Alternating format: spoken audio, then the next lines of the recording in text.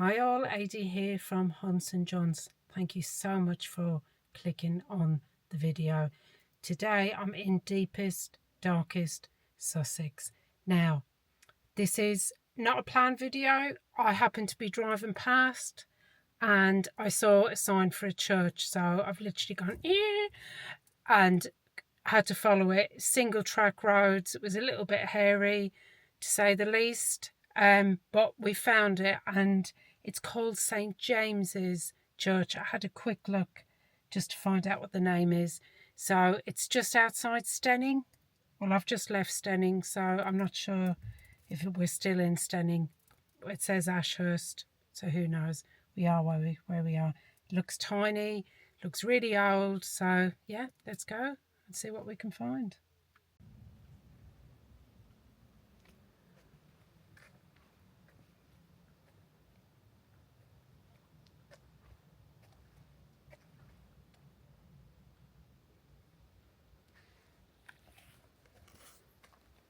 What a beautiful little place.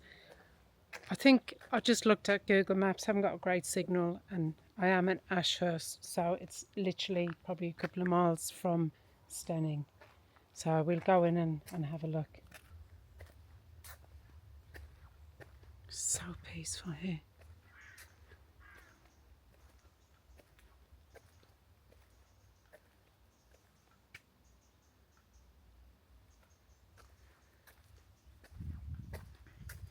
Absolutely lovely. Oh, look at this old porch.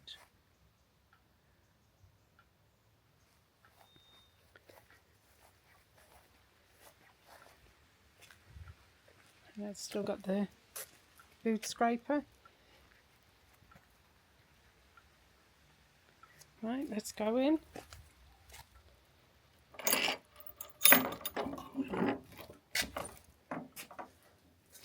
And it says, please keep the wide door closed to prevent birds entering.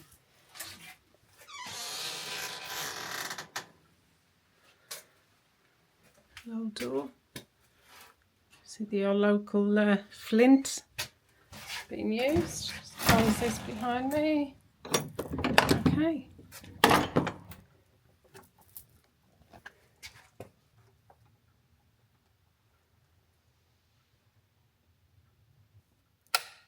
Ah, that's better.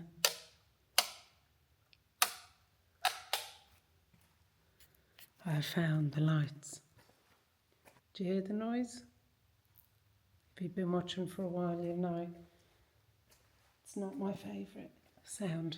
Hear a clock ticking. Oh, smells, you know, it's got that really old church smell. But this is like extra. Never seen them like curved like that before. And beams. And here's the beautiful old font. That's unusual, isn't it? There's metal work on the top. Always extraordinarily heavy.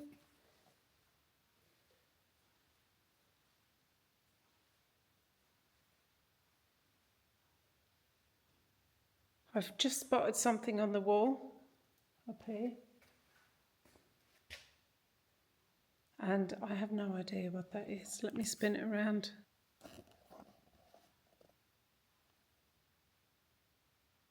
This was presented in memory of Archibald Robert.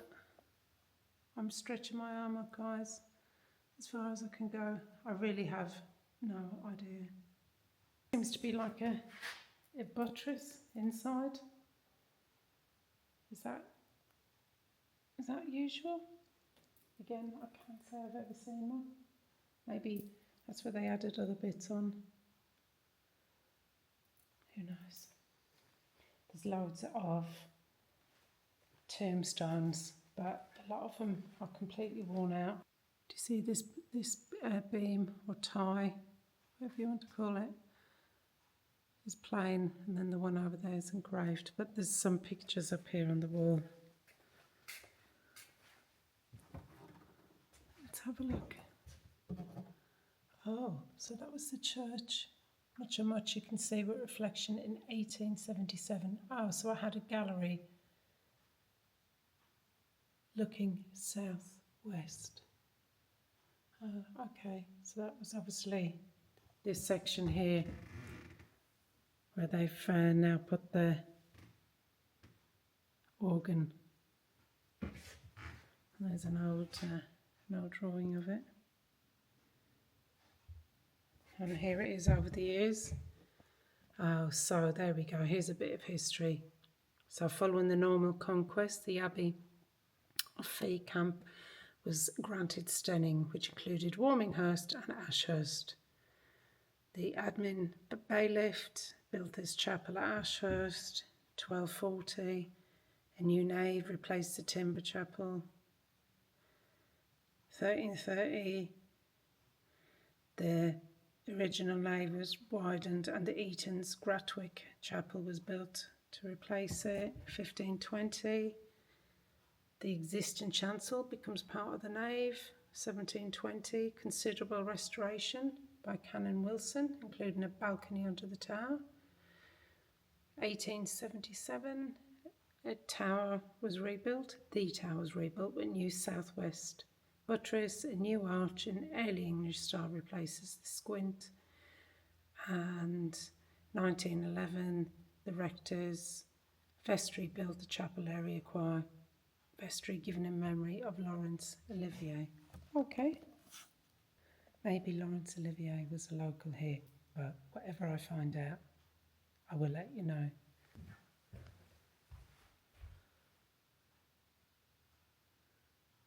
So the bell's up there and the ladder up. Oh, okay, so there's quite a significant display here.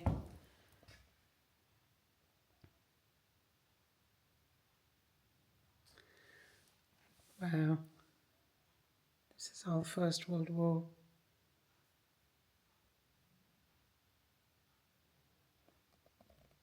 Look at this.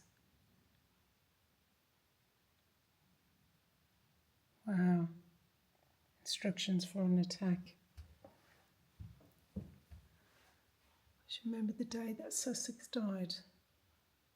I'm going to leave this on here for you to have a read.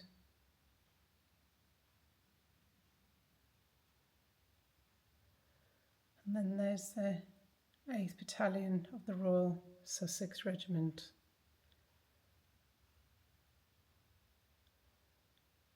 And there's pictures.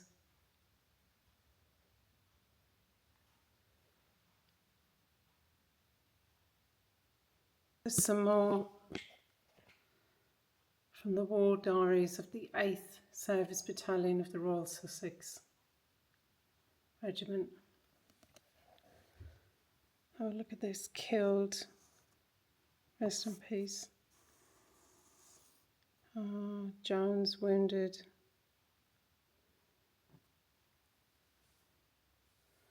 An example of the death plaque that would have been sent to Herbert's parents, sometimes to refer to as the death penny. Herbert appears on the memorial cross picture at St James's Church, Ashurst, and there's also a stained glass memorial inside the church with the names of the 10 locals who died in World War I. Also notes an H. Leliot appears on the Brighton War Memorial. The medal index card for Herbert, and he was awarded the Victory War and 1915 Star medals.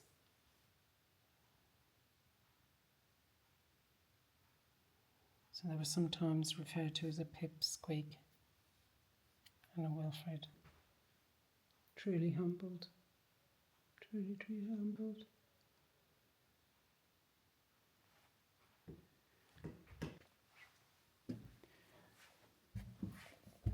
So here's the stained glass window. Just move these flowers a little.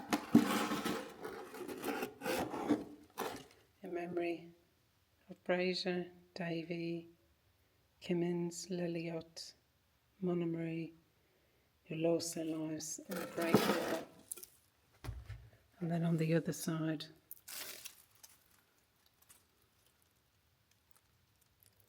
there's the names of all the other lost souls.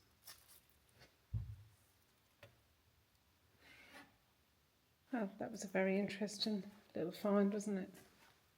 I'm going to turn all the lights off. Always humbled.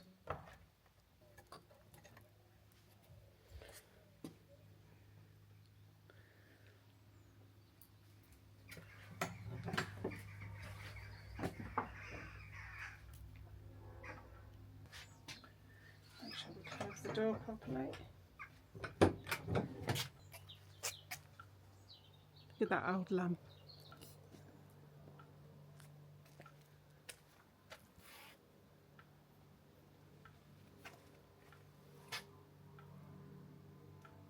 I can hear that click, click. So maybe it wasn't a clock. Unless someone's got a garden clock or something. It's a bit weird. Okay, I'm going to have a look around the graveyard. The very creepy graveyard I had.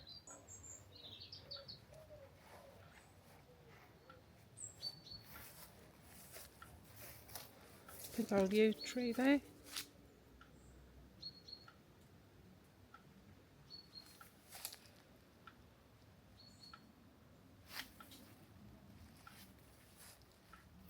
And there's some birds on the trees over there.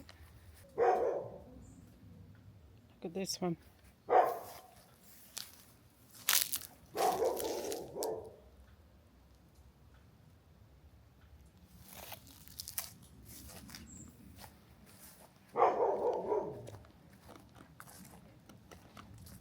Really creepy.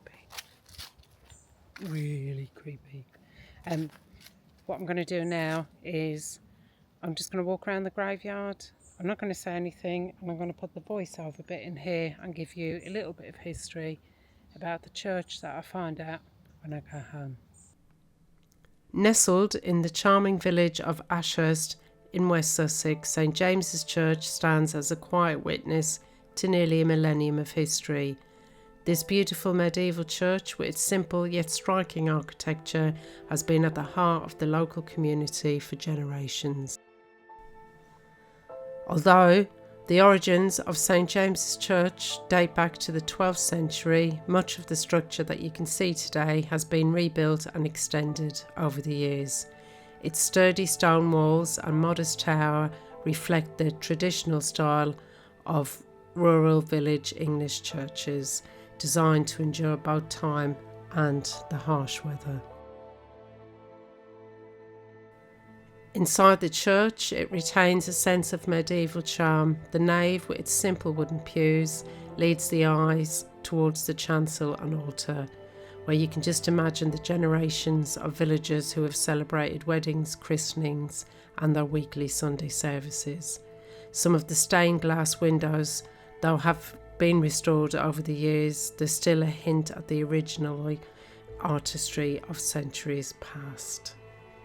The churchyard is equally historic, with all the weathered gravestones tell stories of the local families who lived, loved and worked here through the ages. Walking among them, you can almost hear echoes of the past, centuries of prayers, celebrations and quiet reflection.